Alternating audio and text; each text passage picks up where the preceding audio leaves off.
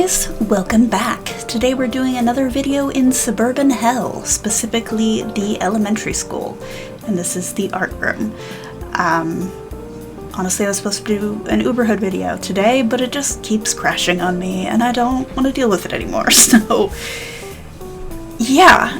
I didn't really have a solid idea for this going in. I knew that I wanted to use some of these brick wallpapers kind of as a feature wall, just because it is a school, so the rest of it's probably going to be similar texture to what the art room is with those like concrete panels, but we can pretend that we used peel and stick wallpaper in the art room for that wall, and I think that that's fair. In terms of the art teacher, I didn't really want another hippy-dippy teacher like the music room teacher, and I was like, you know, it would be really funny.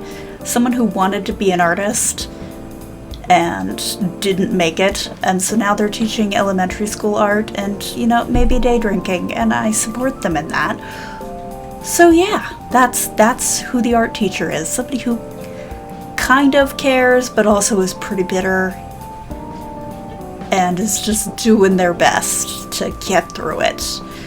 And I've included some pieces that are their own art in the art room because, I don't know about you, but like, especially like middle school and high school, my art teachers were always just making their own art, and like, we could do whatever. I had many an art teacher who, like, they would give maybe a 20-minute lesson here or there, but like, really, they were doing their own thing, and you could just kind of do whatever you wanted.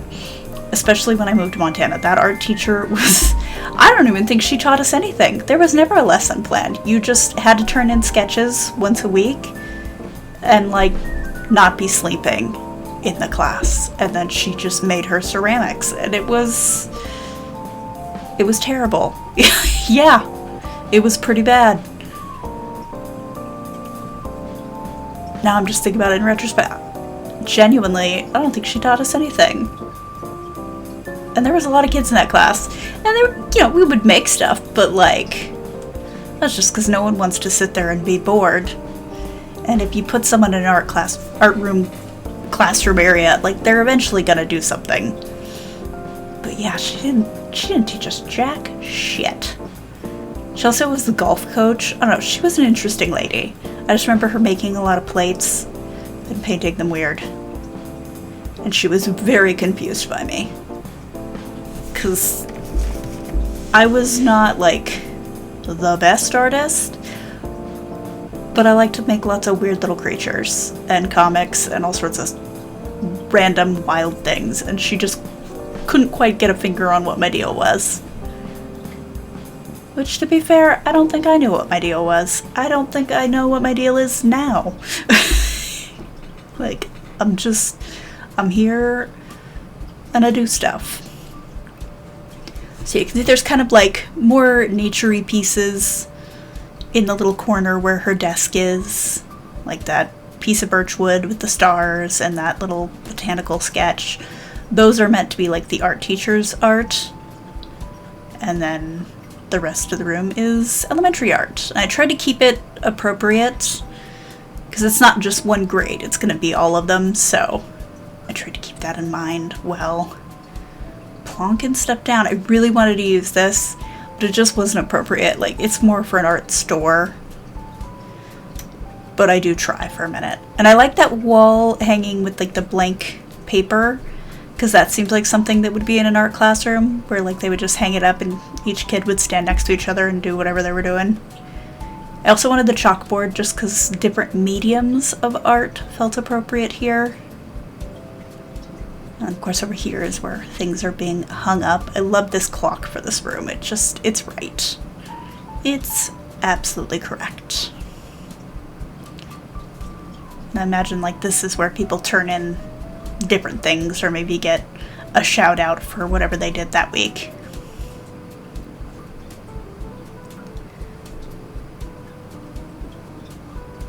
So yeah, there's like the plate, the little macrame wood carving thing, just a few things.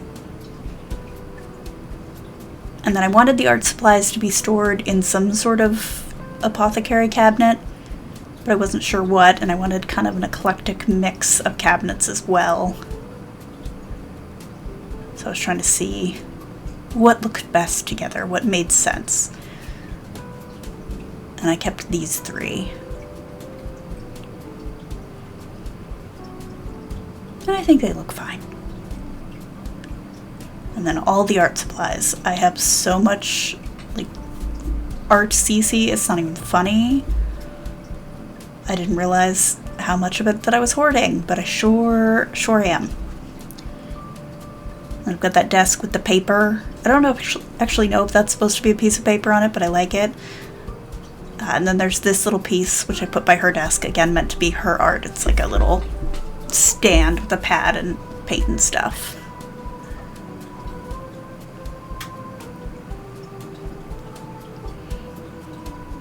Yeah, I have way more than I thought that I did. So I was deleting a lot too, like extra canvases and things that I just didn't need because I already had so much stuff. I do keep that bookshelf because it seems like it would make sense to have stuff that would be like maybe references to art.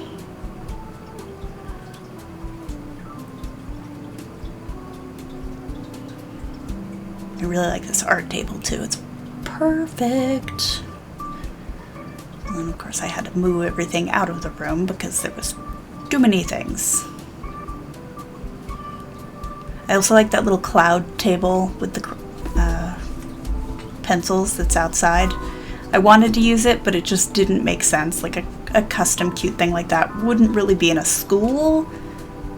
That would be in someone's bedroom, so couldn't justify it.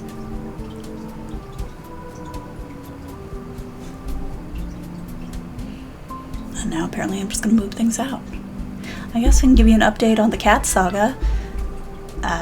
After Moxie went back to the shelter so she can go be cared for by somebody who knows how to tube feed her, I took in a mama cat. I picked her up this morning. Her name was Miss Mama, but that's just because they got so many mama cats in, they didn't really name this batch. And so I've decided to call her Goldilocks, and she has 3 little kittens with her, 2 boys and a girl. And so it's Yogi, Fozzie, and Winnie. And like, I'm not trying to name them to my preferences. Usually I found with fosters, like they'll do a theme because it's expected that you're going to change the name of the kittens. Like, you're just trying to be catchy and like get the attention of whoever's looking to adopt so that they'll take a closer look at these particular kittens, because sometimes people they'll adopt a cat because the name makes them laugh, or they like the name, or something along those lines. And I'm really hoping that's the case here for Goldilocks and her 3 little bears. She's very pretty, and she's orange and white, which orange female cats, they're not impossible. Some people think they are. They're just more uncommon, and it's because of the genetic components. They basically need 2 copies of the orange gene to be orange. Usually they only have 1, so they'll be tortoiseshell, that kind of thing. But she is orange and white. She looks like a splashed white horse. Like, her whole bottom half of her body is white and it's orange on top. And she's so cute, and she's got these downturned eyes and looks so concerned all of the time. Like, it's gonna be a cakewalk to get this cat adopted because she's adorable, she's sweet, she's really scared and really nervous and was a stray, but like, she's still very sweet. And she's very Instagrammable. She's got not fully long coat, but like medium coat, and like, she's beautiful. So she's gonna get adopted, no problem. And then the kittens, obviously kittens are fairly easy to get adopted, so yeah. And I believe they said they were 1 week, but I think they're older than that, or they're just very big kittens, uncertain. But their eyes are open, their ears are open, and they're moving, so I think they're closer to 2 to 3 weeks. They're not baby. And yeah, they're very cute. The boys are kind of dumb. I mean, they're babies. They're roly-polies, but yeah. I've noticed Winnie does appear to be a little more intelligent than the boys, because they're trying to nurse on the bed. They're falling all over the place. Like, they don't seem very bright. Whereas Winnie, she's very alert, very present, but very quiet. And she's cute. She's a gray tabby, and the boys are both orange. Which she's not like, they're all tabbies, but faint tabbies. It's not an obvious, like, striping. And she almost looks like she has a little bit of orange on her. I'm curious if she's actually a diluted tortoiseshell, but just very minimally marked. But you can't tell when they're this little. It's hard. But Mama's been amazing. She's really good about the babies. She checks on them a lot. She also has not hidden the babies from me, which I appreciate. So for the first few hours I had her in the crate, and then I would let her out for supervised wandering, but she was still kind of nervous about me. Didn't really want to use the litter box while I was there, didn't really want to eat while I was there.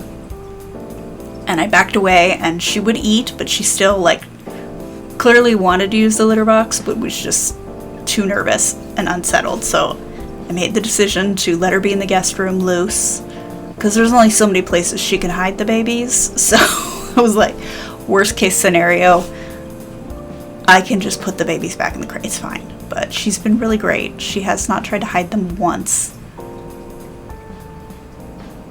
And yeah, that's my update. I've been telling everybody about them and just doing my best to make sure that people are spreading the word. Not so much about the kittens, because kittens, again, pretty easy to get kittens adopted. Adult cats are harder.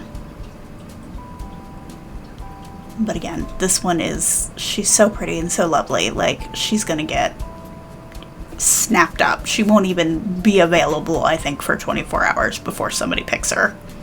Especially when I get done with writing her an amazing little description and taking a lot of very good photos of her. Like, she's gonna be gone. And I'm glad, because that's what I want.